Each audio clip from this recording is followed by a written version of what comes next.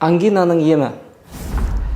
Пайғамбарымыз алейхиссалату вассалам өзінің хадисінде балаларыңдан бадамша безін, яғни ангинасын қолмен басып қинамаңдар, оның орнына қисты қолданыңдар десе, тағы бір хадисінде сендерге хиджама және хистул бахримен емделулеріңді ұсынамын деген. Ал келесі үшінші хадисінде қистул хинди 7 түрлі дерттің дауасы деген пайғамбарымыздың керемет шүйіншісі бар.